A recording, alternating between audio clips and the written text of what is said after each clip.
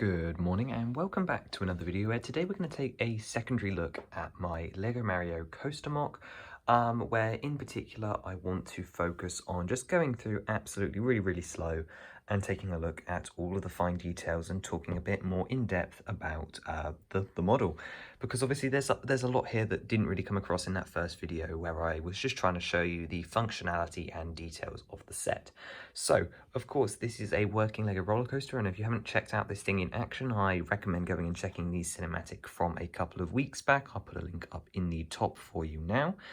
And this is themed after Nintendo and more specifically the Mario franchise, and as you can see a couple of big elements from, well, the Mario sets that have been released so far. One of which, of course, was we're loitering over right here, and this is the Bowser's Castle boss battle, and this is very clearly almost entirely in one piece. You have your little Bowser segment here with the function still sort of intact.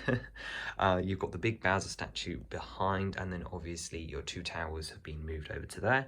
However, down here at the front, which is not an angle you will have seen yet, is this sort of tower segment, and you can see we have two wall sections and the normal bits from the sets, and one particular feature is this fire bubble, which is supposed to be jumping up so that as your carts come down the track, he's sort of jumped out of the lava and he's sort of a conflict or some sorts for the car.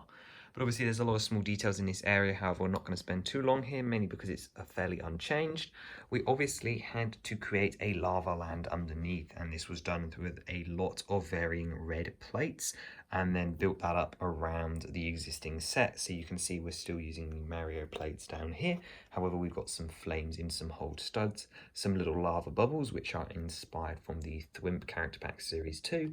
You've got these round orange 2x2 tiles, which actually have a hole in the center, which I've stuck a stud in upside down so that we can put fire in them. Again, sort of some bigger lava pops. And this goes all the way under, where you can see our secondary feature are these black spire kind of things, which I took from the Black Gate set, and I think they look really nice as sorts of hardened lava or that black terrain, which I put to akin with Mustafar, that are sort of spiking out the ground where Bowser's built his little fortress. Now, maybe starting here wasn't the best point, because this is actually the end of the ride. You can see over here that there's our station, and you've got your goal pole, which sort of signifies that you're returning back home. And Bowser is sort of like your final encounter for this ride, and therefore he's sort of the conflict of the ride. And we'll get to the ride story in a minute as we climb the hill. But suffice to say, just like a ride in Disney, like where you see the Yeti on Himalayas and stuff like that, he's sort of like your final encounter before your big rush down to the finish, and that's where we're heading next. So obviously we've got a fairly expansive queue area here, as you saw in the cinematic. You can see we've got a rubbish can and all these small details. Now underneath here is designed to look like the video and audio ports from an actual TV. So for example, down here you can actually see audio and video from the back of the NES. You've got this other plug in the socket there, and then behind the figures you can see that there's more audio and video ports. He's going to fall over now. And here actually we have the controller port. Now this model actually has two modes. Right now it's in movement mode, where the coaster actually moves. However, if you remove this handle like I did now, you can see that the port looks perfectly normal just for display mode. So that's what the ride is in now, meaning that any photos or stuff that's being taken, the ride looks unblemished by a human-assisted tool. However, we're going to add that back in so I can use it. So as you progress through this queue area, you go under what is sort of designed to pseudo look like a NES, but also really not. It's just sort of using all those prints from the Nintendo Entertainment System set to great effect to sort of theme this around the Nintendo Entertainment System. You can see that then you pass out under this arch, there's some more bins and your measuring board. You've got a little opportunity here to take a photo with the iconic question block stuff over here. And then you progress around a supersized version of the NES cartridge for Super Mario Bros. You can see just past these people taking photos that there's someone staring up in awe at it. And actually you pass underneath the end of the roller coaster track down here. Down by Emmett, you can see there's a couple of more ports suggesting more theming, and then you go up a small staircase which takes you up to the loading platform. Now, a couple of details here is obviously the big wire in the way. The controller, which is placed here as sort of like an interactive feature and also to add to the theming of the ride, actually does connect into one of the ports by the front entrance. So it sort of ties it all together, and I think it adds this really nice effect of you going under this wire as it's sort of like a giant TV or something like that. It's sort of unclear. But anyway, you've got some guy that's pressing the buttons, just having some fun. You get some interactive sounds out of that. Someone's dropped their candy floss down there.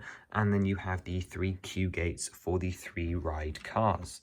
Now, these queue gates are obviously specially themed. You've got people in the queues. The floor is actually designed to be the same Mario brick from the NES TV. And each of our 3 queues here actually have a little Mario NES bit enemy, which is sort of your signifying. So you know how on some rides you're told to go and queue up in Q1, Q2, Q3. Well, here it's Q Mushroom, Q Goomba, and Q Koopa. And then you've got the little question mark decorations, the little gates which do open, although they're fairly wonky. And then you'd be let onto your rides, which are themed in the Mario colours of red, blue, and white, in sort of like a Mario Kart, I guess, but also not. And then when you come back in from the end of the ride, you can see there are little arrows pointing you along to the steps and then the exit, where you've also got a park map and this little coloured sign thing from the back of the TV, which I like to think of that as you embark on your adventure, you go past this and it's sort of like a little bit of a warning of what's to come. So as we actually take this thing forward up the hill, a couple of things to notice is obviously you go straight through this TV. Now, I'm not really quite sure what the story part for this first part is, but whatever happens, there's something weird going on with this TV, hence the warnings. So once you get actually sucked in, you get sucked into not just the back of the TV, but you burst through into the land of Mario. So we leave the real world behind and we pass up into Mario's land, and you've got this black void here that then takes you up, and it's sort of like you're exploding through the screen, because when we get up to the top you can see that the ride keeps going, and you can see here that there's this explosion at the top of the TV which is embedded into the mountain, as you can see over here, has exploded. You've come through and you're now in Mario's world, if that makes any sense. So the first thing you do once you're into Mario World is you actually go up a bit further. We'll come back here later. And you can sort of get a sneak peek on the inside. I didn't cover this part up too much. I didn't think it was too necessary. But as you come up, you enter into the Mushroom Kingdom, I suppose. And the first sight you're greeted by is these giant colourful flowers, a super mushroom, a question block. And then you keep on rising up through Cloud Height. And as we get to the top of Cloud Height, you reach another tier of this absolutely mega mountain that this whole ride is situated on. And we reach full height and you get to greet a couple more characters. You see the Bob-omb, a couple of bushes, you're going past Cloud Height, and then of course you meet our main tour guide, Lego Mario, and he is in his warp pipe right up here at the top of the ride, and he's sort of greeting you. So you've journeyed into Mario Land and he's here to talk you through what's going on. So he's sort of like your welcome to the Mushroom Kingdom sort of guy as you go around the top. And you get some extra time to spend in the land, and you get to meet the Hucket Crab and see all the landscaping here. You can see I've tried to take a couple of the bits from the character packs. So the urchin down here came with these coral flowers. I had a couple spare, so I added them to the river along with some starfish. I kept the Bob-omb on his little hill, but I removed the base, and then we stuck the Hucket Crab and his mountain into this portion of the river. Back here we also have another cloud, where you meet our antagonist, and this is where things start to go wrong for your trip. You've been invited here, you've spent some time with Mario, and then Bowser Jr. in his little cloud car has shown up, and well, that's not too good for you, as he sort of curses the track or attacks the track, and he sends you down towards his dad, who we've already seen at the other end. So sat here in his little cloud car, which you'll see up close eventually. However, let me see if I can position him a bit better. He just nicely fits inside, and he sits perfectly in this little face, still kept in the square Mario style that Lego have been doing. If I'll actually be able to put him back on that, there we go. And then you're sent down onto the actual roller coaster portion. So he's sort of like hijacked your adventure here, and you go flying back down the mountainside, past the tree with your full momentum, down by the waterfall where you've got a little rubber duck. You come very close to this urchin who would squirt water at you. you come round past the P block on the Fortress, the Poison Mushroom, who would have like a little stink cloud, so I guess this ride's sort of 4D.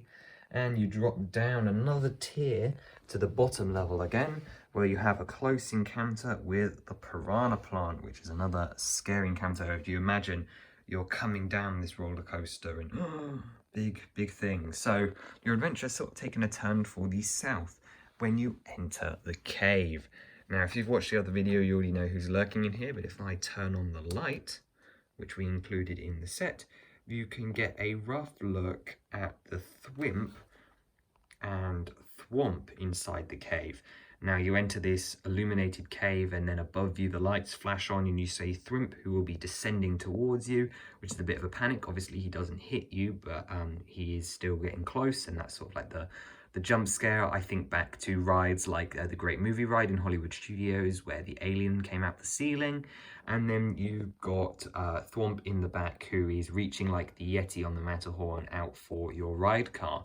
Now actually, one of the nice natural things about this coaster track is the slowest point of the ride is as you go straight past Thwomp, so it actually adds to this sense of danger. And you can see that this whole cave is decorated inside using some slopes. But if we turn that light off to conserve energy, we'll go and follow the coaster track round to the back and point out a couple more details. So you leave Thwomp's cave in a hurry and rush down the mountain, but of course you need more time to get home. You need the level to not finish, so you come in contact with this time block here as you rush down into Bowser's Swords of Kingdom. So if I insert the camera down here, you can see that as you're flying past on your coaster track, you're going to be jumped by a Boo and then a Dry Bones in quick succession, so more scary encounters for you. And then you rush out into the Bowser Arena underneath his arm, and you fly around. You're scared by the lava bubble. You have your encounter with Bowser, or your boss battle, whatever you want to call it, and then you defeat him. You rush under the arm as it sort of collapses down towards the cart. You get the goal pole and then ride straight back into the station. A couple of the details to point out about this journey in particular is obviously we've used a lot of resources from the NES set, including the TV is a big one, the Super Mario cartridge, the controller, and then obviously you've got the entirety of Bowser's Castle over here.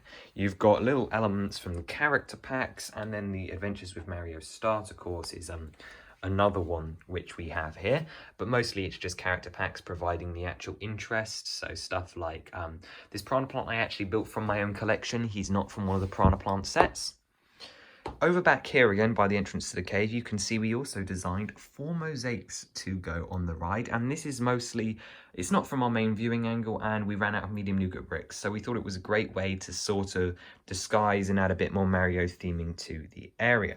You can see that just like the other roller coaster set, someone has lost their hat.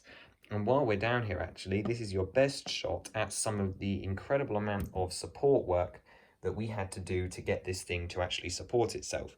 You've got these giant walls that support all the little finicky bits like the TV and the cave. And trust me, they were very hard to support. We had to do a lot of work there. And then as you progress around, we also have our question block and Goomba mosaics. You can see underneath the mechanism here, as well as if I sneak us round behind the Goomba, you'll be able to see where the light for the Thwimp is held up. What's this, you may ask? This is our little secret area. So this is, I like to think of it as a defunct portion of the ride. So you know how they make animatronics for rides? Like this was some failed animatronic for this ride, and I actually keep the Zelda reference in here with my custom Princess Zelda that goes and sits in that hole. You can also see some more of those supports, some more of the wiring for the cave. And that pretty much does it for all of the main details. I mean, there's plenty more that happened during the development, a couple more secrets and stuff, but I'm just really impressed with this model and I thought it was worth sharing. A couple other things to point out, I guess, before we finish off for today is we have the terraining back here, which obviously starts with lava over in Bowser's Land, goes to black as it's sort of taking over, and then we have this very luscious green mountain, which is our main function. And I really love this mountain. It looks absolutely incredible despite it being hollow from most angles. I mean, just look at that angle. And I think it only gets better the further around you go, to be fair. So one of my favorites is down here with Bowser, where you get to see the mountain in its full effect. It's three-tiered glory with the waterfalls and the TV screen and the roller coaster track and all the little characters. Looks absolutely amazing. And if you've been smart, you have spotted, obviously, my little link over here as well. One of a couple of references here on the channel that I put in most of my mocks. The other one being our good friend, the cornflakes box, which is down there. I suppose one thing I forgot to mention was this little hut here, which is the operator hut. There's a little ladder that goes up into it, and you can see that this is a door. I'm not going to be able to open it on camera, am I? And then on the top, just because Mario collects some stars in some games, I put some stars. And I guess those are supposed to represent collectibles, but more or less it was just to make the roof more interesting.